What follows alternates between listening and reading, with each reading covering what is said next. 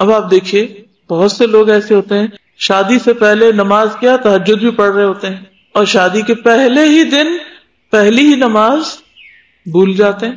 ہمارے ایک عزیز ہیں، ان کا کسی کے بارے میں گمان تھا کہ یہ بہت نیک انسان ہے، متقی ہے. تو کہتے ہیں کہ میں نے اپنے دل میں رکھا، وہ صبح فجر کی نماز جو ملا کرتے، کہتے میں نے اپنے دل میں رکھا کہ اگر یہ لڑکا شادی والے دن مسجد آیا تو میں مانوں گا کہ واقعی تقوی والا ہے. اور الحمدللہ وہ بچہ شادی کے دن صبح فجر کی نماز اس نے حسب معمول مسجد میں پڑھی. کتنی ہی دلہن بن کے سب سے پہلا کام کیا کرتی؟ نماز ضائع کرتی. واتبعوا الشہوات فسوف یلقون غیا، خواہشات کی پیروی نمازیں ضائع کرواتی. اور آپ کو معلوم ہے کہ ایک فجر کی نماز ضائع کرنے کا نقصان کتنا بڑا ہے، اور منافق پہ سب سے بھاری فجر کی نماز ہے. جب خواہش نفس کسی پہ چھا جاتی ہے تو اس کے سوچنے سمجھنے کی صلاحیت ختم ہو جاتی، کیونکہ وہ حرام کو اپنے لیے جسٹیفائی کرنے لگتا ہے انسان. اور یہ ایک بہت بڑا فتنہ ہے. سورۃ الجاثیہ 23 میں آتا ہے، اللہ تعالیٰ فرماتے ہیں افرأیت من اتخذ الہہ ہواہ وأضلہ اللہ علی علم وختم علی سمعہ وقلبہ وجعل علی بصرہ غشاوہ. بھلا آپ نے اس شخص کے حال پر بھی غور کیا جس نے اپنی خواہش نفس کو اپنا الہ بنا رکھا ہے. الہ وہ چیز ہوتی ہے جس کو انسان کہیں بھی نہیں بھولتا، وہ ہر وقت دماغ پہ سوار ہے، کیونکہ پوج رہا ہے نا، اس کا دل پوج رہا ہے اس کو. تو جب کوئی چیز اس درجے کی انسان کے اوپر چھا جاتی ہے تو پھر اس سے کوئی فرق نہیں پڑتا کہ وہ کتنا بڑا اسکالر ہے. اور اللہ نے علم کے باوجود اسے گمراہ کر دیا. علم ہونے کے باوجود گمراہیاں اسی راستے سے آتی ہیں، خواہشات کے راستے سے آتی ہیں. اور اس کے کان اور دل پہ مہر لگا دی اور اس کی آنکھ پر پردہ ڈال دیا. اب اللہ کے بعد کون ہے جو اسے ہدایت دے سکے؟ ایسا انسان چونکہ بڑا عالم ہے، ہر شخص یہ کہتا ہے بھی اتنا بڑا اسکالر، وہ نہیں غلط کر سکتا. یہی جواز دے دیتے ہیں نا، جب کسی کو منع کیا جائے تو کہتے نہیں وہ تو بہت جانتے ہیں، سب کچھ جانتے ہیں، انہیں نہیں پتا، انہیں تو سب پتا ہے. اب کون ہے جو اسے ہدایت دے سکے؟ وہ کس کی مانے گا؟ کیونکہ وہ تو خود کو بہت بڑی چیز سمجھتا ہے، وہ تو کسی کی بھی نہیں مانے گا.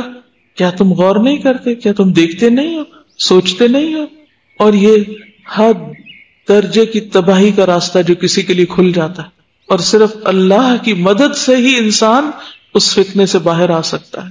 نصیحت کرنا اور سمجھانا تو فرض ہے، لیکن اس کے بعد صرف دعا کی جا سکتی، کیونکہ ایسے لوگوں کی ہدایت اور زیادہ مشکل کام ہوتی. جو شخص لا علم ہوتا ہے نا، جب اس کو پتا چلتا ہے تو وہ ڈر جاتا ہے اور وہ کہتا ہے ہاں I'm sorry، مجھے پتا نہیں تھا، مجھے ایسا نہیں کرنا چاہیے تھا. لیکن جب علم آ جائے اور سب کچھ پتا ہو، حلال کیا، حرام کیا، جائز کیا، ناجائز کیا، اور پھر انسان پھسل جائے تو بس اسے اللہ ہی اٹھائے. سورۃ الفرقان 43 میں اللہ تعالیٰ فرماتے ہیں ارأیت من اتخذ الہہ ہواہ افانت تکون علیہ وکیلا. اللہ کے بعد نبی صلی اللہ علیہ وسلم کے مقام کے بارے میں بات کی جا رہی ہے. بھلا آپ نے اس شخص کے حال پہ غور کیا جس نے اپنی خواہش کو اپنا الہ بنا رکھا ہے، اسے پوج رہا ہے ہر وقت. ایسے شخص کو سیدھی راہ پہ لانے کے آپ ذمہ دار کیا بن سکتے ہیں؟ کیا آپ بھی اس کو ہدایت دے سکتے ہیں؟ افانت تکون علیہ وکیلا، آپ اس کے کام آئیں گے؟ آپ بھی نہیں اس کو ہدایت دے سکتے، آپ بھی اس کو ذمہ نہیں لے سکتے. اصل میں انسان کمزور پیدا کیا گیا، کہیں بھی پہنچ جائے، کتنا بڑا عابد اور عبادت گزار بن جائے اور کتنا بڑا علم کے مقام پہاڑ کی چوٹی تک پہنچ جائے، کبھی اپنے نفس سے غافل نہ ہو. جب انسان پھسلتا تو پتہ بھی نہیں چلتا، اور اگر اللہ احساس نہ دے تو احساس بھی نہیں ہوتا. حضرت انس سے روایت ہے کہ رسول اللہ صلی اللہ علیہ وسلم نے فرمایا جب اللہ تعالیٰ نے آدم علیہ السلام کا ڈھانچہ تیار کر لیا تو اسے یوں ہی پڑا ہوا چھوڑ دیا. ابلیس اس کے ارد گرد گھوم کر اسے دیکھنے لگ گیا. جب اس نے دیکھا یہ تو اندر سے خالی ہے تو کہا میں اس کے مقابلے میں کامیاب ہو جاؤں گا، کیونکہ یہ ایسی مخلوق ہے جو خود پر قابو نہ پا سکے گی. اگر ہم دیکھیں تو اوپر سے ہمارا ایک خول ہی ہے نا، اندر سے تو خالی ہے، کیونکہ اندر ایک جگہ پیٹ اور ایک جگہ دل اور دماغ ہے، تو خواہشات کی جگہ تو یہی ہے.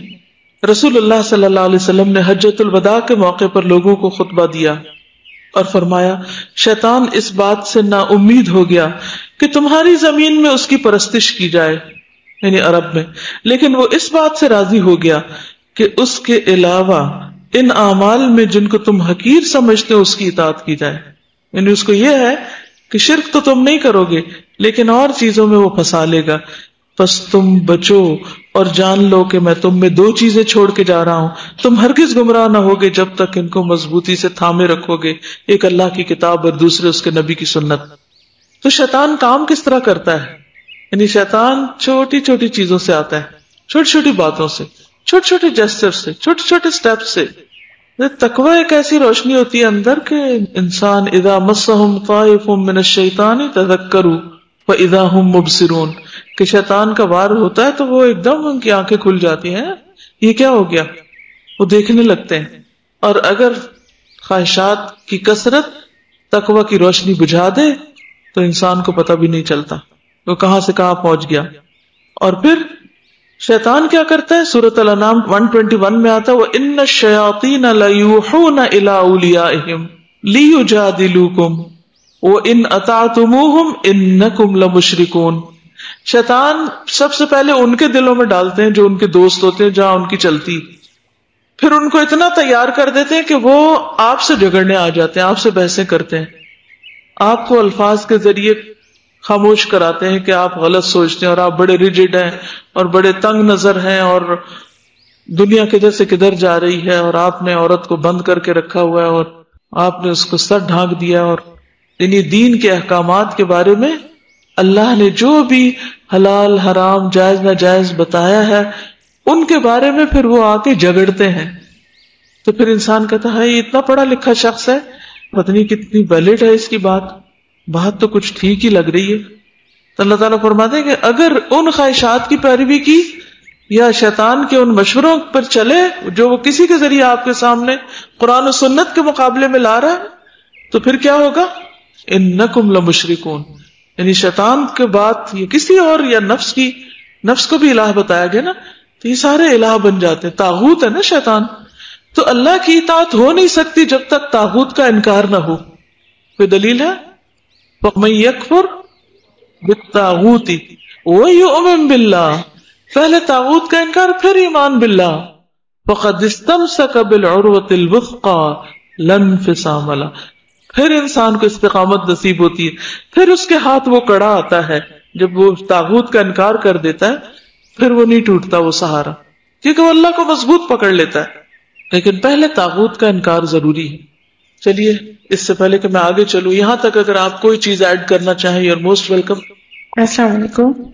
استاذہ، یہ جب ہم بات کر رہے تھے نا کہ بہت سی ایسی چیزیں ہیں جو کہ رکاوٹیں بنتی ہیں اللہ کے دین کو پھیلانے میں، تو خاص طور پہ عورتوں کے لیے عام طور پہ یہی ہوتا ہے کہ اس کا گھر سب سے پہلے رکاوٹ بنتا ہے. اور سب سے بڑی بات یہ ہوتی ہے کہ حکمت کی کمی. ہمیں یہ سمجھ نہیں آتا کہ کون سی چیز امپورٹنٹ ہے اور کون سی چیز اس سے کم درجے کی امپورٹنٹ ہے. اکثر ہم یہ ہوتا ہے کہ دنیاوی محبت میں اتنا بڑھتے جاتے ہیں اور ہم اس چیز کو اپنی نیڈ بنا لیتے ہیں. ہم کہتے ہیں نہیں جی یہ تو ہماری ضرورت ہے، یہ ہمارے لیے بیسکس ہیں، تو اس کے بغیر تو ہم نہیں رہ سکتے. شیطان انجانی چیزوں سے ڈراتا ہے کہ اگر تم نے یہ دین کا یہ کام کر لیا، نماز پڑھ لی، فلاں کر لیا، حجاب پہن لیا، تمہارا رشتہ نہیں آئے گا، یا پھر شوہر تم سے ناراض ہو جائے گا یا کچھ. وہ چاہے اتنا ناراض ہو یا نہ ہو، شیطان نے زیادہ ہی ڈر ڈالا ہوا ہوتا ہے دل میں.